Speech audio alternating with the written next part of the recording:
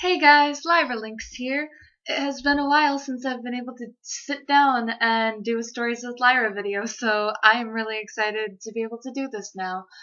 And I decided that today's sort of story topic is going to be my horror stories from driver's training. Right now, I am sitting here still without a license. I have an adult permit. I haven't gone in to take my road test yet. That's all that I need to do. But haven't gotten around to it yet, and I pretty much just walk everywhere for college anyway.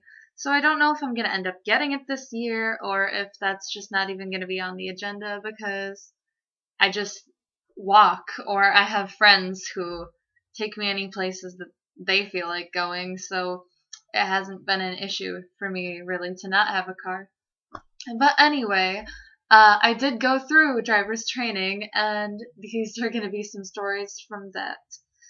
Spoiler alert, I guess I was not very good. Who knew? So, I've always sort of had some anxiety about cars because of things that have happened to family members or friends of mine, with getting into car accidents and things, or death, or all of this other horrible stuff that can come about if you're not careful. So, because of all of this, I was kind of always afraid to end up driving. I've never, I guess, entirely felt safe inside of vehicles because of all of this stuff, so I can sometimes, even nowadays, get anxious to be inside of cars. Very recently, my boyfriend and I had to be very careful on the road because there were deer, and he had to brake very quickly twice because of two different deer that had popped up on the roads.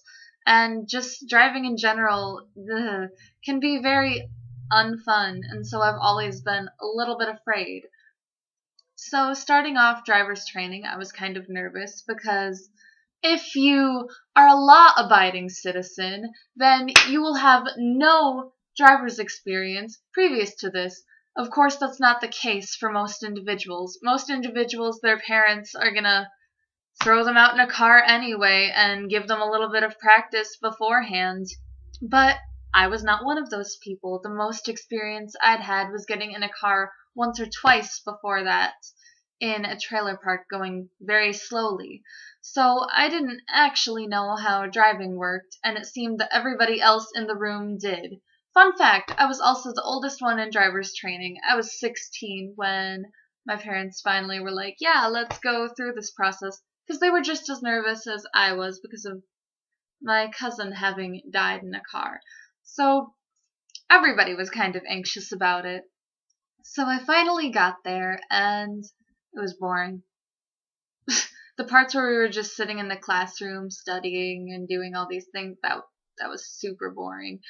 But the instructor was actually this elderly man from my church. He was very nice. Well, he's a very nice person. As a driving instructor, I had my moments where I was not incredibly pleased with him, and that's coming up. But yeah, I was familiar with him, and there was one day where three of us were in the car, one student up driving while he was in the passenger seat, two of us in the back, and we'd rotate through. And I was the very last one that got to drive. So I got the least time out of all three of us because the other two got in and they did really well. We were just driving around these poles in a parking lot and such, and then going out onto the roads, just a little bit around town before going back. And I was very scared. He told me to go faster, and I was very afraid and unwilling. And it was weird because I'd never really had much turning experience, so going around and like figure eighting through poles and things was kind of strange. And then getting out onto the roads, I guess I didn't know as much about driving as I thought. I just sort of would always relax in cars and not really pay attention to my surroundings or the rules or anything. It didn't matter to me. It wasn't relevant to me just yet. So I guess to turn, I was supposed to get in another lane, and stupid me, I guess I didn't know that. Ooh. And he told me that I had to go around and do it again. And I forgot again because I don't know. I don't know how I didn't know these things. I guess I was just kind of dumb, uninformed. But yeah, I was sort of labeled as like that kid that didn't really know what they were doing at all. There was once where we were going through a 55 zone, or actually, it was a 55 zone until we got to this curve and you were supposed to slow down for it.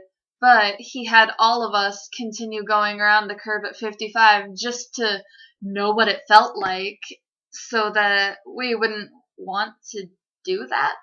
I don't know. That sounds pretty dangerous to me. But we did it, and it was, yeah, definitely harder to control the car than it would be if we would have slowed down. And that was just scary. And there was another day where we went through a freeway area, and so I was going very quickly, and then there was this road that he wanted me to turn onto, so I made the turn, and I guessed that it was very sharp because everything on the dash shifted from one side to the other very quickly. And he said that that had been kind of jostling and everything, but I had no idea what I was doing. In my opinion, it feels like driver's training is sort of set up for kids that already sort of know how to drive to learn how to drive better and get accumulated with the actual rules and just break them of their bad habits that they've already set themselves into, instead of actually teaching people that have no idea what they're doing, like like me here, to actually know what to do and improve. It just felt like that was not the case for me at all. And it was really disheartening. Pretty much any time my partner was in the car with me or any other kids, I would get laughed at. And that really hurt my feelings and discouraged me as well because I was just trying my best. There was one day he wanted us to wake up early to go out driving through highways and so on. And we would get breakfast along the way. So I brought money. I had to wake up at like 6 o'clock in the morning or so to be ready there at 7. And so I was really exhausted. I am not a morning person already, and getting up even earlier than I typically might wasn't great. Because at this time, I was not accumulated with waking up at 6 in the morning because of my job at McDonald's and waking up earlier for school in general that I started to do at a later period. Then I got more adjusted to being awake at 6, but at this point, nope. It was total dead Lyra at 6 o'clock. She had not seen that light of day yet. And so I was very exhausted. And while the other kids were driving after we had gotten breakfast and everything, I fell asleep in the back seat. And I fell asleep for a long time. I was supposed to be watching them and learning from them, I suppose, was the deal. But I was waking up, and then, yay, for the rest of the day, I was made fun of because I fell asleep, and I felt like crap for that, and I didn't want to have fallen asleep, but it just happened, and, I remember one day in driver's training, too, I was driving the car, and I always got very nervous to drive with him. It seems like his foot was always on the brake and that he was braking before I even got the chance to do it. Even for when I was just going slowly and approaching a stop, I would be ready to put down the brake on the car to slow down, and it seemed like he had already done it and didn't ever let me actually brake myself. I can't confirm this, but seemed like that. And there was one day I was very nervous. My hands were always kind of a little bit shaky when I'd get too anxious, and sometimes I'd grip the wheel like I was gripping on for dear life, and he'd point that out and be like, "Oh, your knuckles look really white. You might want to loosen your grip there." It just made me feel really bad. And one day he looked at me and he was like, "Do you know the meaning of the word hyperventilation?"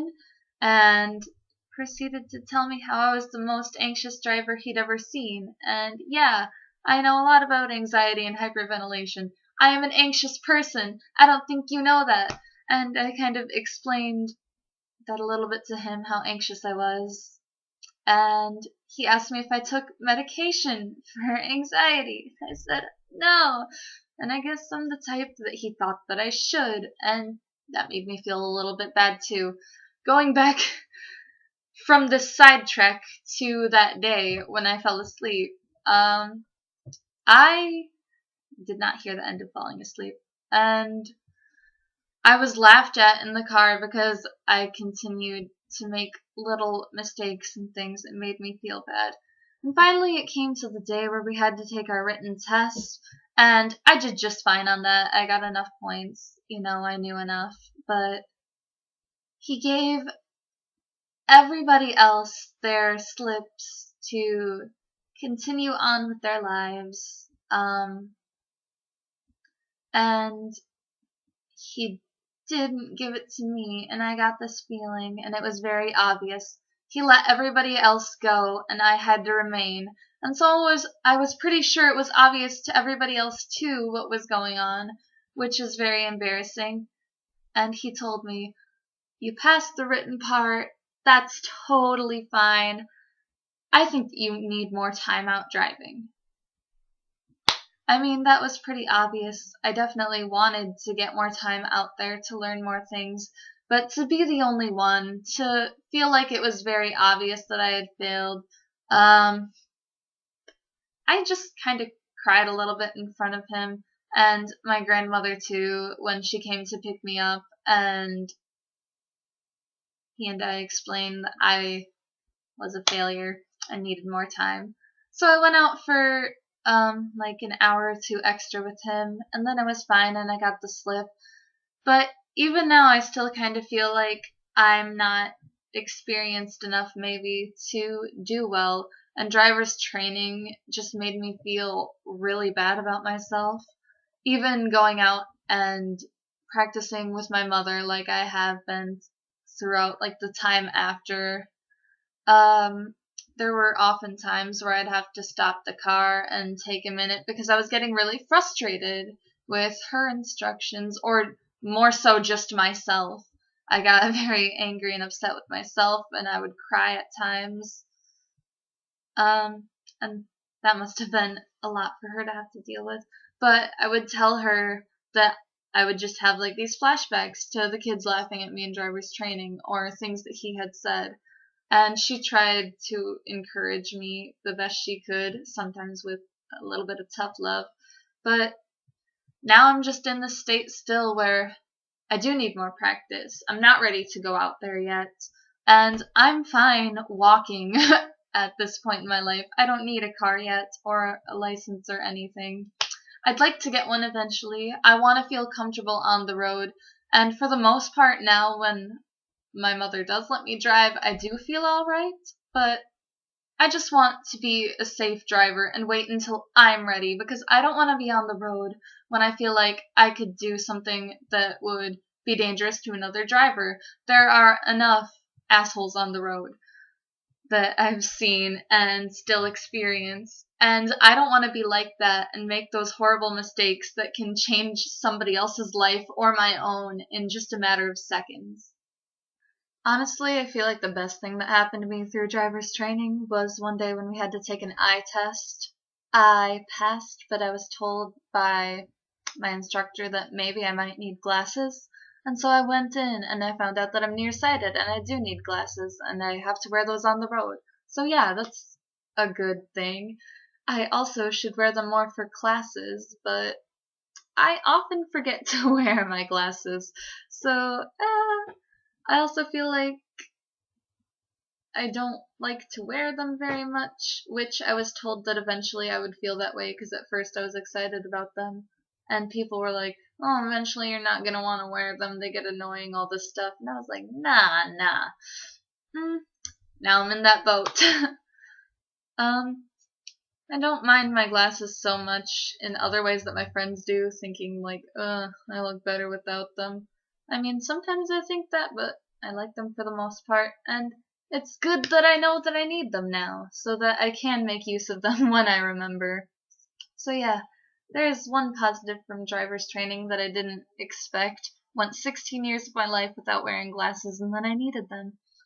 But yeah, I'm waiting to get out onto the road until I am ready, and I don't have any qualms with that at all because everybody before going out on the road should make sure that they are not a hazard to themselves or others.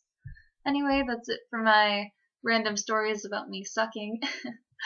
If you liked the video, be sure to leave a like and subscribe for more content, and I really hope to see you in another one. Bye!